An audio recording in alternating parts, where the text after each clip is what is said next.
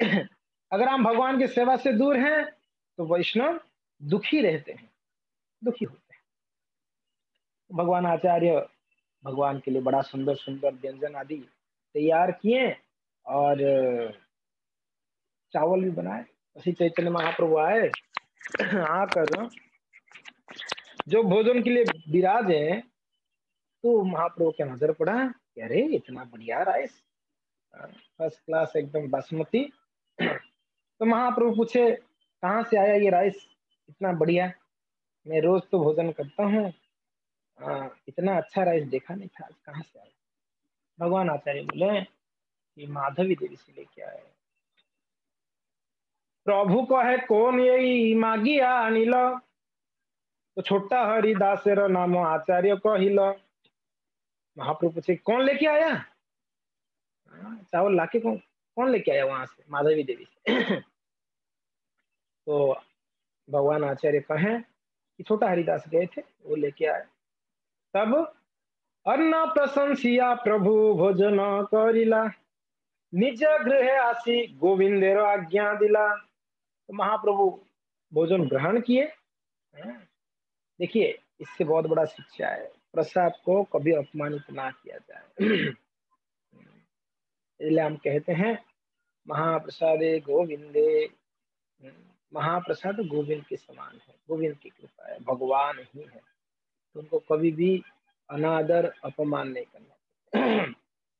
कल एक भक्त, मेरा पेट भरा हुआ था, प्रसाद अच्छे से लिया हुआ था, तो एक भक्त ड्यूटी से निकल रहे थे, ड्यूटी किचन से, और उनके पास ना संतरा कहते हैं ना, संतरा ऑरेंज था, भगवान को भोग लगा के लाए, उसी समय निकाल रहे थे। तो मैं बैठा था, कल संडे फीस्ट चल रहा था अमरेंद्र प्रभु जी का, तो मैं वो मीन्स ध्यान से सुन रहा था।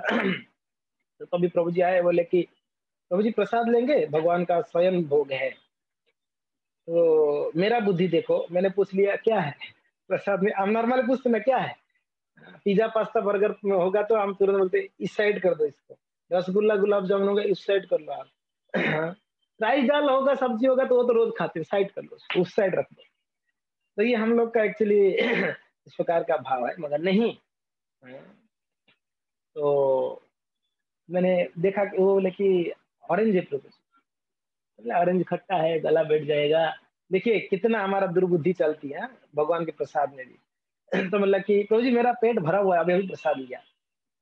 तो थोड़ा आगे जाने के बाद मुझे इतना गिल्ट फील, अरे महाप्रसाद मेरे सामने आ रहा, मैं उनको मना कर रहा हूँ, भगवान का कृपा हाथ में आ रहा है, मैं बोल रहा हूँ नहीं कृपा नहीं चाहिए, इतना दो। बोले प्रभु जी प्रभु जी प्रभु जी प्लीज, सॉरी प्रभु जी क्षमा कर दिए, मेरे से गलती हो गया। तो फिर बोला कि दीजिए प्रसाद आपके हाथ से, तो वैष्णव से फिर मैंने लिया प्रसाद।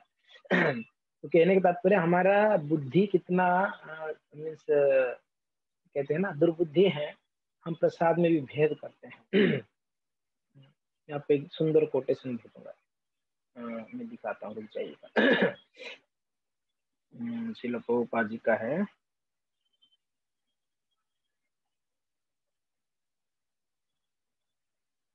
आप लोग को दिख रहा होगा मेरे हिसाब से तो। देखिए प्रभुपाद जी कहते हैं यह प्रसाद सेवा कहलाता है, ना कि प्रसाद तुप्ति। सेवा का अर्थ है सेवा करना, प्रसाद भगवान कृष्ण के समान है, इसके लिए प्रसाद को भी भगवान कृष्ण के समान सम्मान दिया जाना चाहिए। श्रील प्रभुपाद ने श्रीमद् भागवत में छठा प्रवचन में बोले हैं, छठा अध्याय के पहला का 18 नंबर 2 जुलाई का। तो ये भगवान का कृपा है कि नहीं, ये भगवान का कृपा है।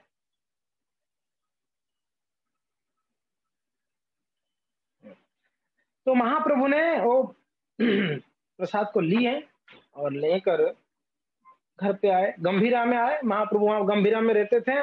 गंभीरा में आकर श्री चैतन्य महाप्रभु गोविंद, उनके जो सेवक थे गोविंद, उनको बुलाए, बुलाकर बोले अरे गोविंद इधर आओ, ध्यान से सुनो। क्या आजी होते ही मोरो आज्ञा पालिब, छोटो हरिदास से इहा आशित ना दीब। मेरा आज्ञा क्या है गोविंद, छोटा हरिदास को कल से मेरे पास, मुझे आज से अभी से मेरे पास आने मत देना।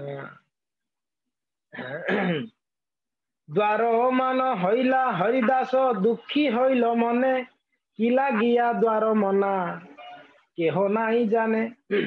गोविंद जाके बता दिए, किनको किनको बता दिए, स्वरूप दामोदर आदि को बता दिए, राय रामानंद को बता दिए, और गोविंद को भी, सॉरी, छोटा हरिदास को भी पता चला। तो छोटा हरिदास बड़े दुखी हुए। और दुखियों के द्वार में ही बैठे रहे, क्योंकि ना अंदर तो एंट्री नहीं है, महाप्रभु तो मना कर दिए। सोच रहे हैं कि लागिया द्वार मना के हो नहीं जाने, मीन्स पता ही नहीं है किसके लिए मना किए। हाँ, चैतन्य महाप्रभु, और किसी को भी नहीं पता है। ये तो चावल लेके आए, ये तो अच्छा बात है, महाप्रभु की सेवा के लिए लाए, मगर इसी के लिए मना कर दिए, ये तो किसी को पता नहीं था। 3 दिन হইল हरिदास करे उपवास, स्वरूप आदि आसी पुछिल महाप्रभुर पास। 3 दिन तक छोटा हरिदास ने उपवास किए। इसलिए जब तक मैं श्री चैतन्य महाप्रभु का दर्शन नहीं करूंगा, तब तक मैं अन्न ग्रहण नहीं करूंगा, प्रसाद ग्रहण नहीं करूंगा।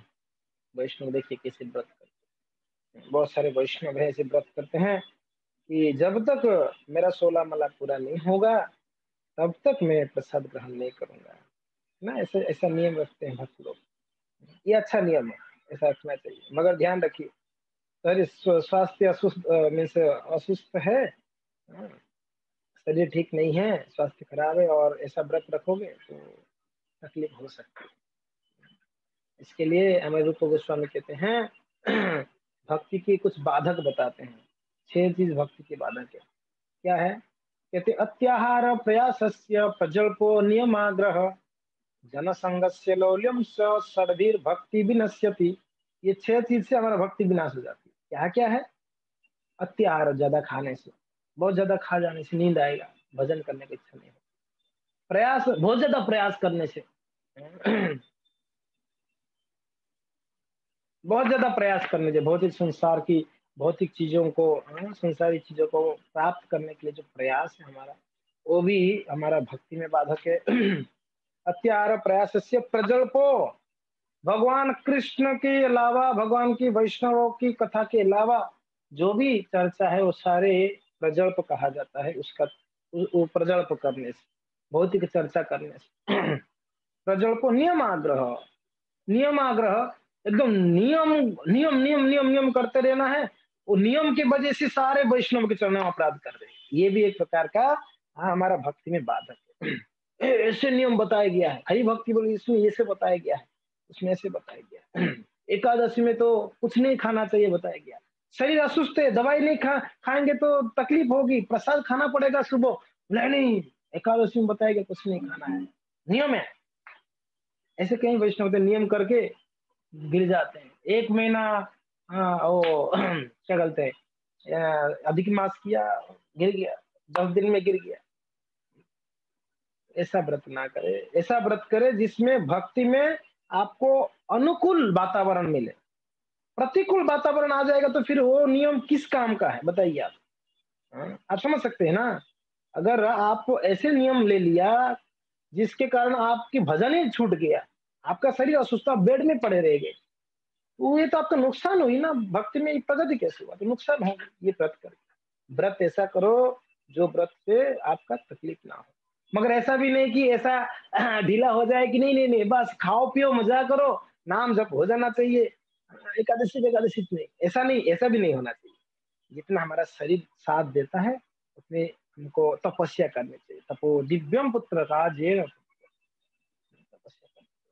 तो खैर, यहाँ पर जब भगवान का दर्शन नहीं हो रही थी, छोटा हरिदास ने बहुत ही दुखी होकर अन्न वगैरह छोड़ दिए थे। तब स्वरूप आदि, यानी स्वरूप दामोदर, साथ में राय रामानंद, साथ में गोविंद, ये सब लोग गए महाप्रभु के पास। क्या हुआ, महाप्रभु ने क्यों इस प्रकार से व्यवहार कर रहे हैं कि गोविंद को, सॉरी, छोटा हरिदास को से मना कर दिए।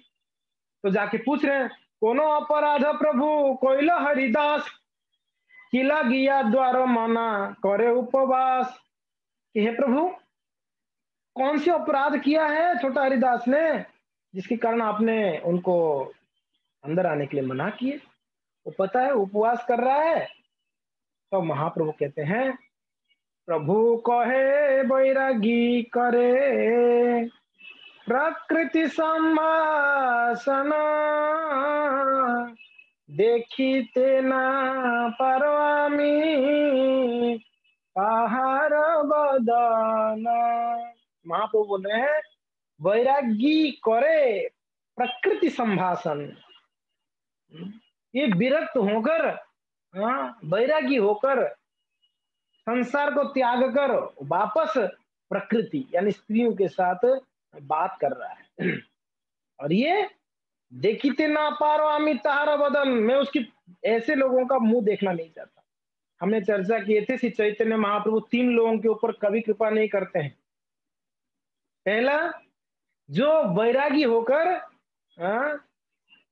मीन्स वैरागी जीवन को अपनाकर वापस भोग विलास में लग जाता है, भोग विलास में अट्रैक्ट होता है, वैसा व्यक्ति है तो संत है। आजकल संसार भर में देखिए अपने आप को सन्यासी कहते हैं, साधु कहते हैं, मगर भोग विलास में लगे हुए हैं।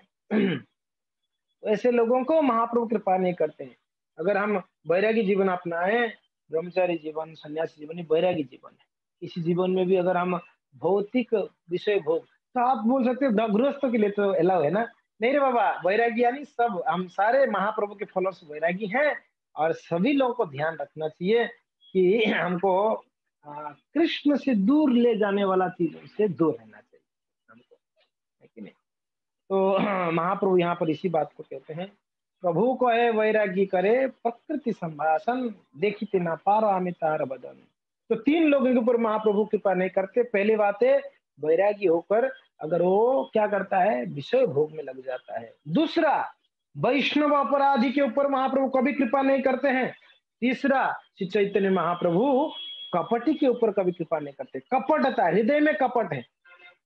कहते ना मुख में राम राम बगल में छुरा। सुना आप लोगों ने ये?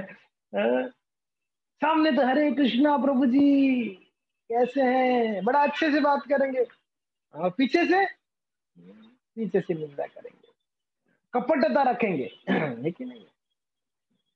निंदा किए तो वैष्णव अपराध है। कपटता, अंदर कुछ बाहर कुछ, कहते हैं ना, ज्यादातर हम लोग का ऐसा नेचर है कि नहीं। हम बाहर से कुछ कहते हैं, अंदर से कुछ चलता रहता है। इस प्रकार के व्यवहार से कभी भी ना वैष्णव प्रसन्न होते हैं, ना महाप्रभु प्रसन्न होते हैं। वैष्णव के सामने खुला हृदय होना चाहिए। खुला हृदय। अगर कपटता वाला हृदय होगा, नुकसान हमारा ही होगा। तो सामने वाला वैष्णव का क्या नुकसान होगा अगर आप कुछ उनके सामने छुपा रहे हो, कपटता रख रहे हो। उनका कोई प्रॉब्लम नहीं है सामने, लॉस तो हमारा होगा।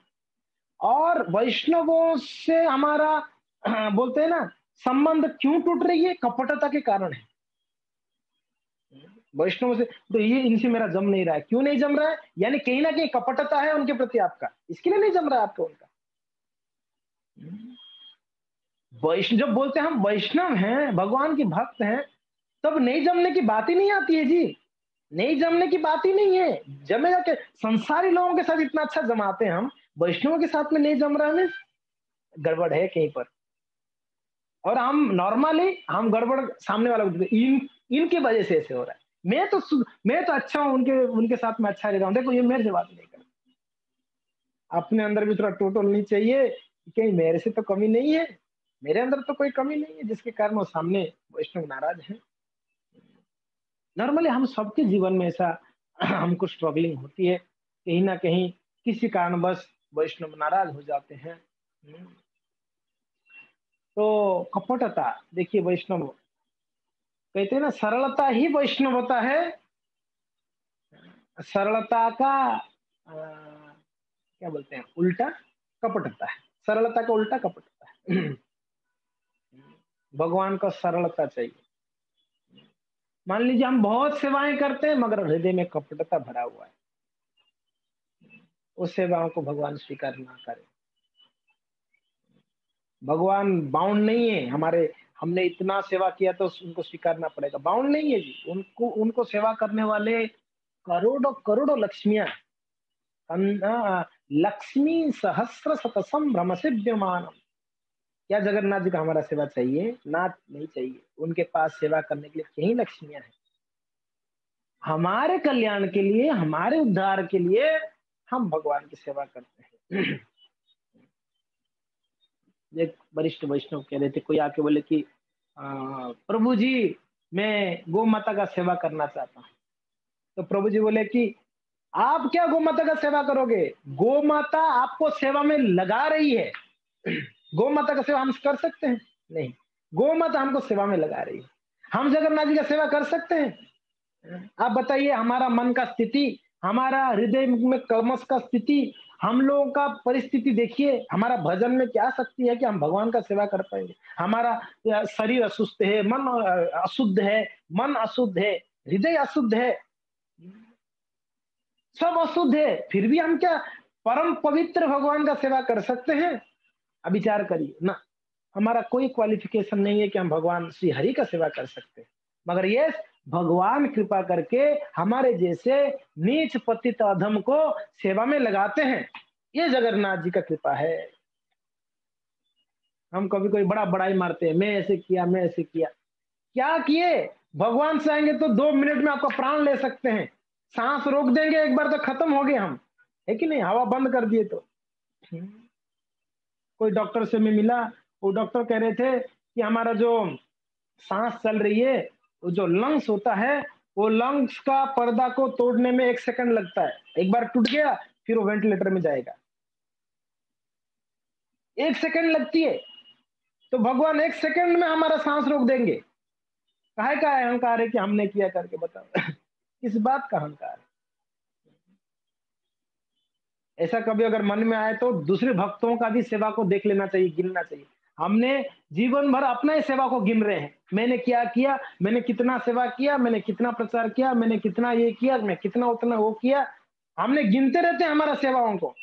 कभी ऐसे गिनते समय ना, कभी दूसरा सामने वाले का भी सेवाओं को गिन लीजिएगा, उन्होंने कितना क्या किया है, मैं उसके सामने कुछ भी नहीं हूं।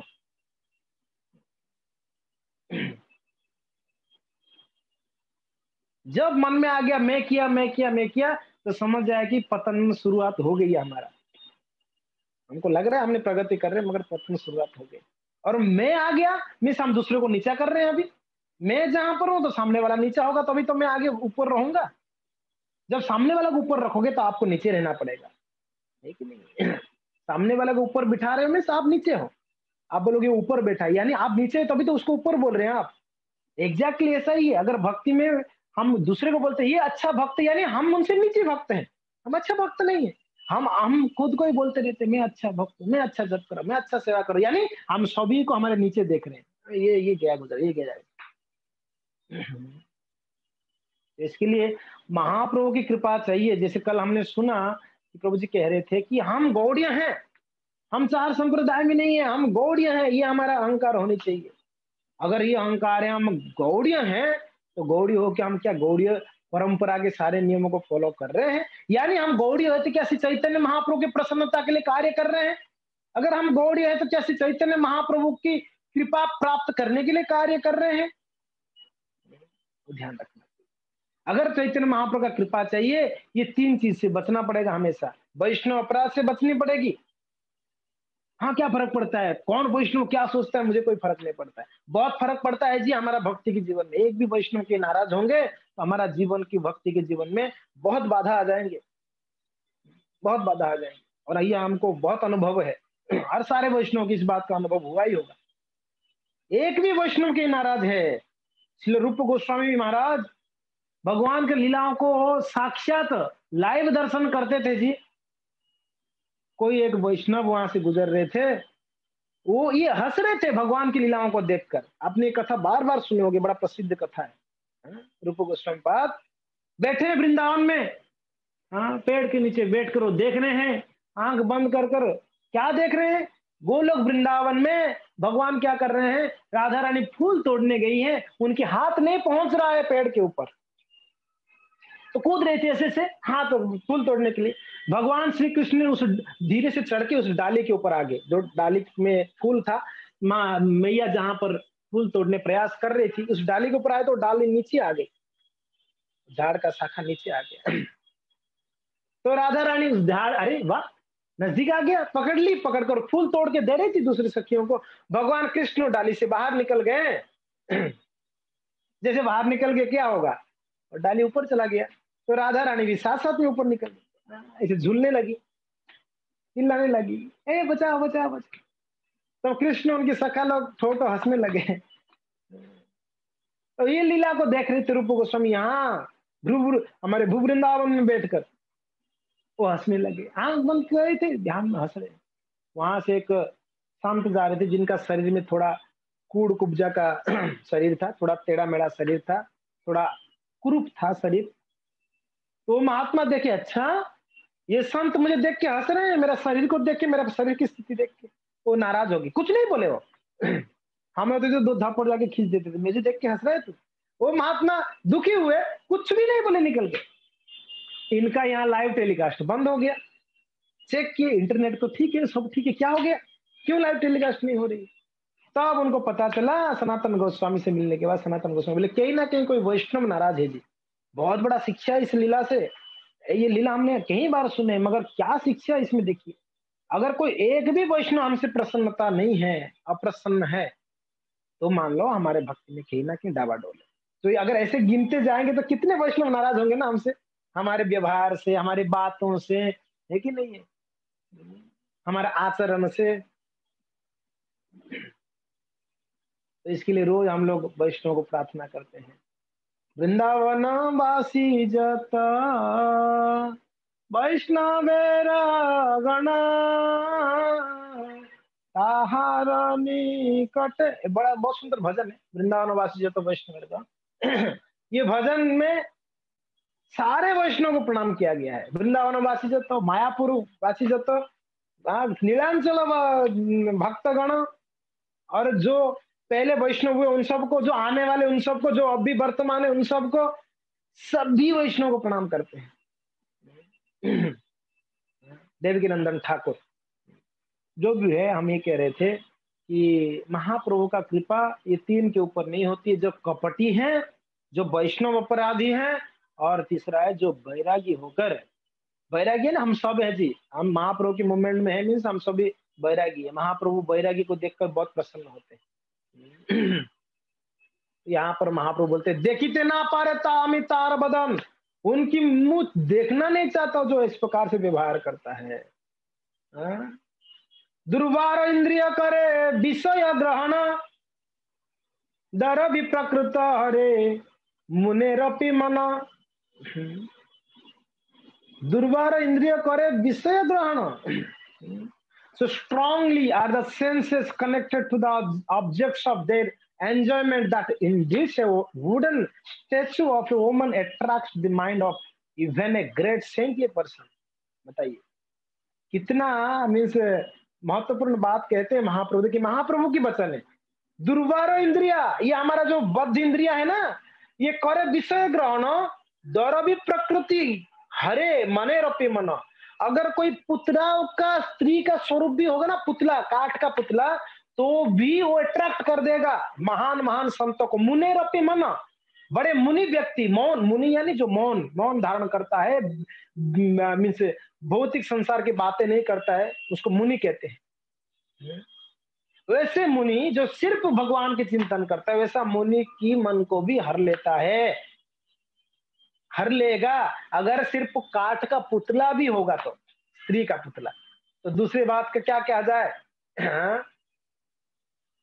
फिर कहते हैं, भागवत का सिद्धांत देते हैं महाप्रभु, मात्रा स्पर्शा दुहित्रावा ना विविक्ता सनो भवेत भवेत बलवान इंद्रियो ग्रामो विसरति।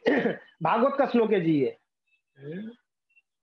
भागवत में ये वर्णन है 2:2:15, 9:19:17 में वर्णन है। क्या कहते हैं, मात्रा स्पर्शा दुहिता वा, मात्रा यानी माँ, स्पर्शा यानी उसकी बहन, सिस्टर, दुहित्रा बेटी, ना विविक्तो सनो भवेत, एक आसन में कभी नहीं बैठ जाना चाहिए सबके। ये अगर कोई किसी को सुना दोगे तो बहुत नाराज हो गए, अरे क्या बात कर रहे हो, ऐसे बात में बोला गया माँ के साथ भी अकेले में नहीं बैठ सकते हैं। भगिनी के साथ, बहन के साथ और बेटी के साथ, जिनके साथ पवित्र रिश्ता होता है हमारा, उनके साथ भी बोलते हैं कि खतरा, हमारे इंद्रियों के ऊपर हमारा भरोसा नहीं है, हमारी इंद्रिया इतना प्रबल है ना, माँ, बहन, बेटी के साथ भी अकेले में एक एक जगह पे एक आसन में नहीं बैठनी चाहिए। ना विविक्ता सनो भवेत, एक आसन में नहीं बैठना चाहिए। क्यों? क्या हो गया? क्या प्रॉब्लम है?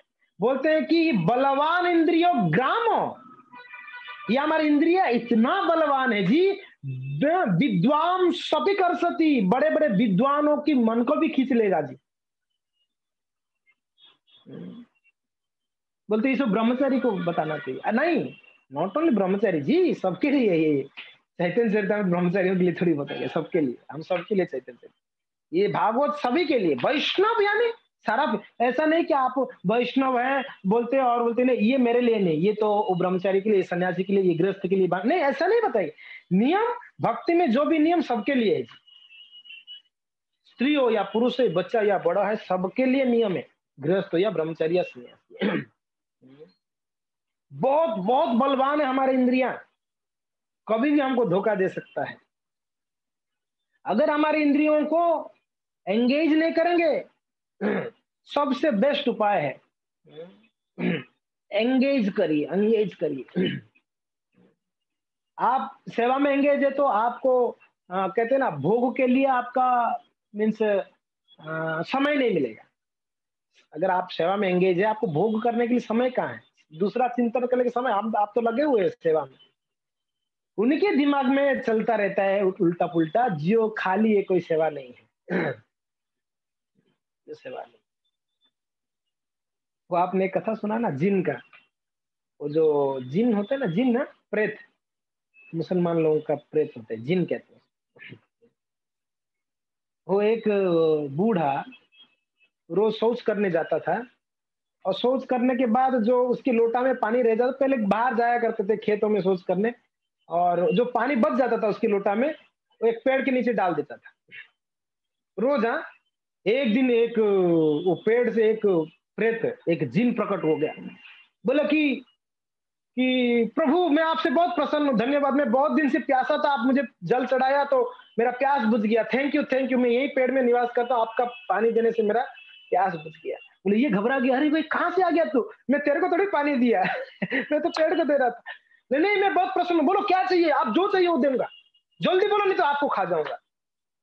तो ये आए, बोले घबरा गए, क्या करूं अभी तो बोले कि अब मेरा घर बना दो। तो जिन जाके घर बना दिया, बढ़िया फर्स्ट क्लास घर बना दिया। बोले जल्दी बोलो और क्या बनाना, और इतना फटाफट पकड़ देता था। बोले खाने के लिए चाहिए, तो पूरा 56 भोग ले आया। और बताओ क्या करना है, बोला यार गाड़ी चाहिए, गाड़ी दे दिया। और बताओ क्या चाहिए, फटाफट करता था जिन। तो अभी इसके पास कोई काम समझ में नहीं आ रहा है क्या करूं, तो क्या करना है, तो एक वहां पर एक डंडा बांस गाड़ दिए, बोले कि ऊपर चढ़ो। तो बांस के ऊपर चढ़ा, बोला नीचे उतरो, नीचे उतरा, वापस ऊपर चढ़ो, वापस ऊपर चढ़ो, वापस नीचे उतरो। बोला कि तब तक ऊपर नीचे करते ना जब तक मना नहीं करता, जब तक मना नहीं करता हूं तब तक ऊपर नीचे करते रहना। वो जिन ऊपर चढ़ रहा है, नीचे कर रहे हैं, ऊपर चढ़ रहे हैं, बस शांत हो गया जिन। अब ये भी प्रश्न। तो कहते हैं हमारा मन भी ऐसा है, कूदता रहता है, समझ में आ रहा है, मन को कुछ ना कुछ चाहिए, शांति में बैठने देता है क्या मन, कुछ ना कुछ उसको चाहिए जी। अगर आप कृष्ण चिंतन नहीं कर रहे हो तो उसको संसारी का बातें चिंतन लग जाएगा, फिल्म का या पॉलिटिक्स का या कोरोना का या अमक का धमक का, कुछ ना कुछ उसको चाहिए चिंतन करने के लिए। मन कभी भी खाली नहीं, यहां तक कि सो जाने के बाद भी मन चलता रहता है। पता है सपना क्या है, सपना यानी हमारा मन चल रहा है, कुछ ना कुछ मन में चल रहा है, ये देखो कितना खतरनाक है ये मन। तो ये मन को कुछ ना कुछ एंगेजमेंट चाहिए। अगर हम कृष्ण का कथा श्रवणम कीर्तनम में नहीं लगाएंगे, स्मरण में नहीं लगाएंगे, तो ये मन क्या करेगा, तो भौतिक संसार का श्रवणम कीर्तनम स्मरणम, विष्णु स्मरणम नहीं, संसार का स्मरणम होगा। इसके लिए मन को एंगेज रखना पड़ेगा। इसलिए जब वैष्णव होते हैं उसको 24 आवर्स उसका शेड्यूल बनाओ, मन के लिए शेड्यूल बनाना चाहिए। 24 आवर्स का शेड्यूल, क्या कल सुबह उठ के शाम तक क्या शेड्यूल है मन का, इतना एंगेज हो जाओगे कि फिर वो मन थक जाएगा और दूसरा कुछ बोलने की जगह बहुत हो गया आज तो, बस मन को एंगेजमेंट बहुत चाहिए, नहीं तो मन वो यहाँ पर कहते हैं ना, इंद्रिया इतना बलवान है, सिर्फ मन नहीं, मन तो उसमें श्रेष्ठ माना जाता है, उसके लीडर एक्चुअली।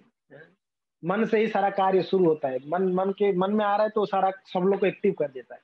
तो मन खतरनाक है, मगर सारा इंद्रिया हमारा प्रबल है, सारा इंद्रिया। कहते हैं ना, कोई कोई जीव का कोई एक इंद्रिय प्रबल है, हाथी का स्पर्श इंद्रिय प्रबल है, तो पतंग का रूप इंद्रिय प्रबल है, तो किसका क्या प्रबल है? एक एक, मगर मनुष्य का सारा इंद्रिय प्रबल है, चारों तरफ खींच रहे हमारा। आंख बोलता है ये करो, तो कान बोलता है ये करो, तो जीवा बोलता है ये करो, तो हाथ बोलता है ये करो, तो हमारे इंद्रिया चारों तरफ खींच रहे, हमको पागल जैसे हो गया हम। तो इसलिए यहां पर कहते हैं बलवान इंद्रियो ग्रामो विद्वान अपि करसती, विद्वांसित अपि करसती। विद्वान यानी बड़े बड़े विद्वानों का भी मन को मीन्स खींच लेगा, ऐसा है।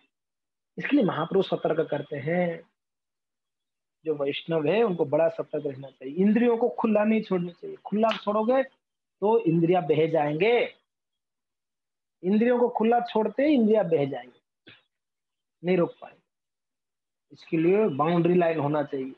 तो प्राज ने हमारे लिए बाउंड्री लाइन कर दी, सुबह जगना है, जप करना है, कथा सुननी है, सेवा करनी है, ये प्रभुपाद जी ने हमको बाउंड्री लाइन दे दी। ठीक है, आपने व्यास और पराशर का कथा है मेरे हिसाब से, हाँ सुना होगा ना, व्यास पराशर का। व्यास पराशर, निरंजन को व्यास पराशर का था क्या बोला प्रसंग? व्यासदेव जी और पराशर जी का था क्या? कौन थे वो जो बोल रहे थे कि नहीं नहीं मुझे तो कुछ नहीं होगा, तो फिर बाद में जाके वो स्त्री का स्वरूप ले लिए थे व्यासदेव जी? कौन थे वो? व्यासदेव जी के साथ दूसरा महात्मा कौन? एक मिनट में आपको अनम्यूट करता हूं, मुझे याद नहीं आ रहा है उनका नाम क्या है, कौन थे? कोई बता सकते हैं क्या नाम थे? व्यासदेव जी प्रभु जी। हाँ व्यासदेव जी, व्यासदेव जी। व्यासदेव जी, और एक कौन थे? उनके शिष्य थे कौन? जैमिनी थे, हाँ जैमिनी ऋषि, मुझे याद नहीं आ रहा था। जैमिनी, व्यास और जैमिनी थे, और पूरा भरी सभा में ये चल रहा था, ये चर्चा चल रही थी, बलवान इंद्रियो ग्रामो, इंद्रियो इतना प्रबल है तो इंद्रियों को खुला नहीं छोड़ना चाहिए, एंगेज करना चाहिए, ये चल रहा था। तो जैमिनी की मन मीन्स मन एक्सेप्ट नहीं कर रहा था, हम इतना इतना दिनों से तपस्या आदि किए हैं, हमारे इंद्रियों को कंट्रोल कर रखे हैं, और ये क्या बात कर रहे हैं? मात्रा स्पर्शा दुहिस्त्रा, ये क्या बात कर रहे हैं? माँ के पास भी बैठेंगे तो हमारे इंद्रिया ये हो जाएगा, बहन के साथ में, बेटे के सामने, वो एक्सेप्ट ही नहीं कर पा रहे थे। तो समझ गए व्यास जी, तो व्यास जी को प्रश्न किए कि ये कैसे संभव हो सकता है, ऐसा तो नहीं। इतने यहाँ पर जो बैठे हुए ये कथा में बड़े बड़े महात्मा, कहीं कहीं कहीं दिनों से, कहीं कहीं सालों से तपस्या की, अपने इंद्रियों को कंट्रोल कर रखे हैं, आप बोल रहे कि माँ के सामने जाएंगे तो इंद्रिया का पतन हो जाएगी? तो व्यास जी बोले कि नहीं, इंद्रिया बहुत खतरनाक है।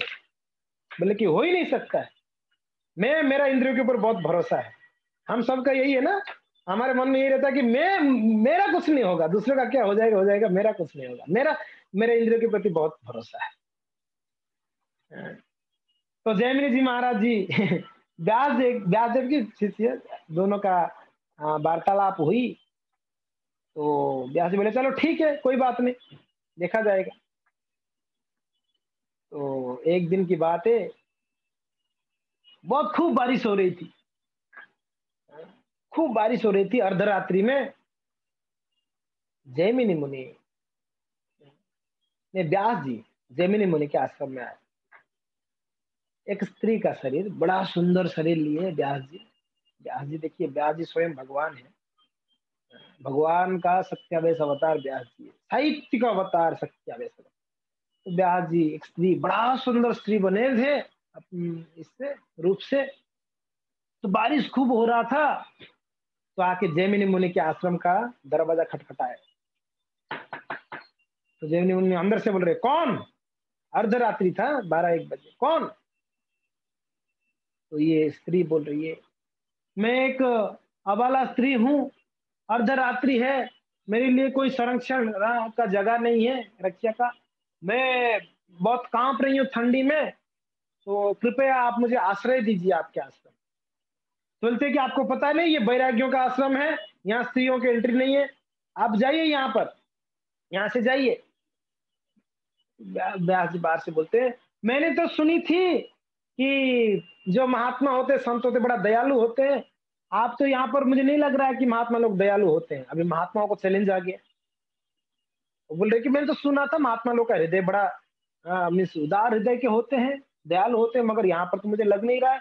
मैं ऐसी परिस्थिति में मैं कहाँ जाऊं? मैं एक स्त्री हूँ, इस समय में अंधेरे रात में पता नहीं कहाँ जाऊंगा, मेरा क्या होगा। हमें संतों का कर्तव्य होता है ये करना। तो कि महात्मा जी बोले कि चलो कोई बात नहीं, एक रात की बात है, रात घड़ी रुकेगी, सुबह। ये बोल रहे कि सिर्फ आज रात घड़ी में 2-4 घंटा बच गया आज रात का, उसके बाद मैं सुबह चली जाऊंगी ना, कहीं आपके आश्रम में कहीं कोने में दे दीजिए, मैं आश्रम में बैठे रह जाऊंगी। तो जयमिनी जी बोले ठीक है ठीक है, ये बाजू में हमारा दूसरा कमरा है, वो आप अंदर से किवाड़ बंद कर देना। कोई भी बोलेगा तो किवाड़ खोलना मत, ध्यान रखना, कोई भी बोले। और यहाँ तक ये भी बोल रहे अगर मैं भी बोलूंगा दरवाजा खोलने तो भी मत खोलना, ठीक है, अंदर ही रहना, और सुबह होते ही निकल जाना यहाँ से, सुबह में आपका चेहरा भी नहीं देखना चाहता हूँ। तो ये स्त्री बोली ठीक है। दूसरा बाजू में जो कमरा था, वो कमरा के अंदर जाके अंदर से किवाड़ बंद कर दी। ये तो थे कौन? थे तो व्यास जी थे, है कि नहीं? बैठे बैठे। अभी देखिए, आवाज सुने थे बस, रूप देखे नहीं थे जी, वो स्त्री का आवाज सुने थे। कौन? जयमिनी जी। तो थोड़ी समय में उनको लगा कि इतना सुंदर कोकिल जैसा आवाज है तो स्त्री कितनी सुंदर होगी। उनका मन देखो, मन चलने लगा, मन में चलने लगा, ये इतना सुंदर स्त्री है, एक बार मिल लेता उनसे, एक बार मिल लेता। मन नहीं नहीं, हम बैरागी है, हमको नहीं मिलना चाहिए, हम तो सन्यासी हैं। मगर बार बार मन में चल रहा था कि नहीं नहीं, एक बार तो मिलना चाहिए, क्या फर्क, इतना दिन तो सन्यासी है ना, सन्यासी रहेंगे ना, क्या एक बार मिलने से क्या फर्क पड़ जाता। मन ही उनको ऐसे बार बार बोलता है। देखिए, ये जो भागवत में जो शास्त्र में बताया गया, कोई गलत नहीं बता दिया गया, ऐसे ही बड़ा चढ़ा के है ना, इंद्रिय बलवान। और जो बोल रहा है कि सन्यासी के घर पे एंट्री नहीं है, दूर जाओ, अभी देखो उस स्त्री का सिर्फ आवाज सुना था। इसके लिए हम ब्रह्मचारियों को, सन्यासियों को स्त्रियों का गाया हुआ भजन भी सुनने के लिए मना किया गया है ना, ब्रह्मचारियों को ना, मतलब स्त्रियों का गाया हुआ भजन कीर्तन नहीं सुनना चाहिए। यही इच्छा हो जाएगी विवाह आदि का, जो भी है। तो यहाँ पर जयमिनी जी महाराज धीरे धीरे धीरे धीरे जैसे समय बीत रहा है, उनके मन में और उत्कंठा बढ़ रही है कि एक बार मिल लूं, एक बार मिल लूं, एक बार मिल लूं। पहले चलो मिल ही लेते हैं, मन उनको इतना कन्विंस कर लिया, एक बार मिल ही लेते हैं, क्या फर्क पड़ जाता। तो आए, दरवाजा खटखटाए, तो अंदर से वो स्त्री कह रही है कौन? तो बोलते मैं नहीं खोलूंगी। बोले कि अरे मैं मीन्स मैं नहीं खोलूंगी, मैं अबाला स्त्री हूँ, इतना अर्धरात्रि में मैं नहीं खुलता। कौन है आप? बोले कि अरे मैं जयमिनी हूँ, जयमिनी। बोले कोई जयमिनी बेमिनी मैं नहीं जानता, मैं नहीं खोलूंगी। बोले कि बाबा आपको रूम देने वाला मैं ही हूँ, आपका आश्रय मैं ही दिया हूँ, मेरा ही कमरे में आप रुके हुए हो, एक बार खोल लो। बोले कि नहीं मुझे नहीं खोलना है, मुझे जयमिनी जी मना किया है, आप जयमिनी नहीं हो सकते, और कोई होंगे आप जयमिनी का नाम लेते होंगे। नहीं नहीं नहीं, मैं सच में जयमिनी हूँ, लेकिन ना मुझे विश्वास नहीं, उन्होंने तो मना किया था, और उन्होंने बोला था अगर जयमिनी भी मैं भी बोलूंगा तो भी नहीं खुलना है दरवाजा। तो इतना इनके मन में उत्कंठा थी, क्यों नहीं खुली। इन्होंने वो घर के ऊपर, वो पहले तो चाल होता है ना, चाल मीन से छपरा का घर, छपरा का घर। वो हमारे गांव में हमने देखा छपरा का घर, वैसा कमरा था, ऐसा नहीं कि वो बिल्डिंग बिल्डिंग था। तो ऊपर चढ़े, चढ़कर ऊपर से खोद मीन से वो छपरा को हटाकर अंदर कूदे उनसे मिलने के लिए। जैसे अंदर कूदे, व्यास जी बैठे हुए थे ध्यान में, सामने व्यास जी है, अंदर कूदे प्रयास कर कर, सामने देखे व्यास जी, गुरुदेव है, गुरुदेव बैठे हुए। पूरे इतना लज्जित हुए और चरणों में गिरे कि महाराज क्षमा करिए गुरुदेव, मैं समझ गया, वो जो मात्रा स्पर्शा दुहिस्त्रावा ना विविक्ता सनो भवेत बलवान इंद्रियम ग्रामो विद्वाम अंश अभिकसती, ये समझ में आ गया आज कितना प्रबल है ये इंद्रियां, कि अगर इसको मौका दी जाए तो ये तो चौका मार ही देगा, इंद्रिया तो खतरनाक है बहुत, इसके लिए इसको मौका नहीं दे। तो इसके लिए महाप्रभु यहाँ पर कहते हैं बहुत खतरनाक है। अगर माँ अपनी बहन अपने बेटी तक अगर अगर एक आसन में बैठते हैं अकेले में तो भी वो खतरा हो सकता है। छिद्र जीव सब मार्कट वैराग्य करिया, इंद्रियाचरण भूले प्रकृति संभासिया। अरे छिद्र जीव सब मरकट वैराग्य करिया, इतना छिद्र यानी छोटा जीव होकर अपने आप को बड़ा वैराग्य मानता है, मगर देखने के लिए मरकट वैराग्य। मरकट वैराग्य बंदरों का वैराग्य बंदरों का वैराग्य कैसा है? वो अपने आप को वैराग्य तो मानते हैं, मगर उन लोग कहीं बंदरियों के साथ में घूमते फिरते रहते हैं। तो ये मरकट वैराग्य कहते, अपने आप को मरकट वैराग्य कहते, वैराग्य करते मगर ये मरकट वैराग्य। तो इंद्रिया चरण बुले प्रकृति समासिया, ये कैसे होते हैं? ये अपने इंद्रिय तुष्टि के लिए, इंद्रिय तुष्ट के लिए वो क्या करते हैं? बुले प्रकृति संभासिया, इधर उधर घूमते रहते हैं, ढूंढते रहते हैं कहाँ मुझे विषय भोग मिलेगा, कहाँ मुझे विषय भोग मिलेगा। उनका नेचर ऐसा है, उनका इंद्रिया उनको बस में कर लिया है। हमको गो स्वामी बननी है, गोदास ने। श्रील प्रभुपाद जी ने उपदेशामृत की पहले श्लोक में तात्पर्य में कहते हैं प्रभुपाद, हम वैष्णवों को, भक्तों को हमको गोस्वामी बननी चाहिए। गो यानी इंद्रिया, स्वामी यानी उनका स्वामी, इंद्रियों का स्वामी। एक होते हैं गोदास और एक होते हैं गोस्वामी। गोदास यानी जो इंद्रियों के बस में है, गोस्वामी यानी जो इंद्रियों को बस में रखा है, वो गोस्वामी। तो बोलते हैं कि भक्तों को गोस्वामी बनना चाहिए, अपनी इंद्रियों की बस में ना आकर इंद्रियों को ही बस में रखना चाहिए।